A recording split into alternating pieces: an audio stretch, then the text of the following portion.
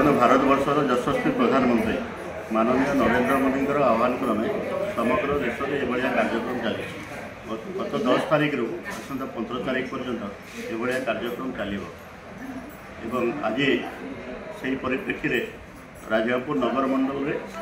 आज हर घर तिरंगा यात्रा एवं स्वच्छता अभियान आमर कार्यक्रम रही है। आसंता काली आमर विभाजन विभूषित कार्यक्रम अच्छी तो ये कार्यक्रम परिप्रेक्षी में आज जनसाधारण तरफ भारतीय जनता पार्टी एवं जनसाधारण से सामिल हो प्रशासन सामिल हो बहुत सुंदर भाव में यात्रा ये अनुष्ठित होती जनसाधारण या ग्रहण कर माननीय मोदीजी लक्ष्य है जे तिरंगा पताका नहीं कि समस्ते गर्व कर जोटा फ्लैग कोड ऑफ इंडिया बहुत गुड़ाए रेस्ट्रिक्शन थिला जोटा कि से प्रधानमंत्री है 2014 मसीहार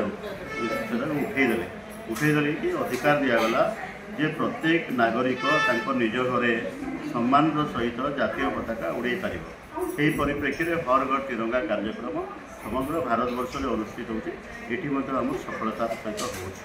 किंतु आज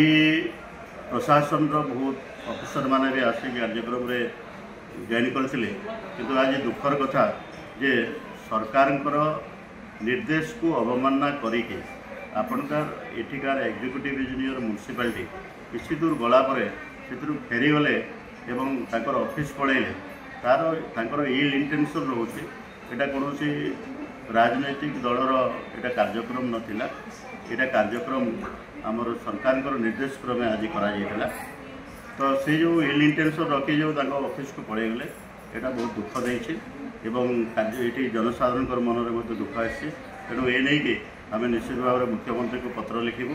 एवं विहित कार्यानुष्ठान करने अतिशीघ्र जिलापाल को दावी कर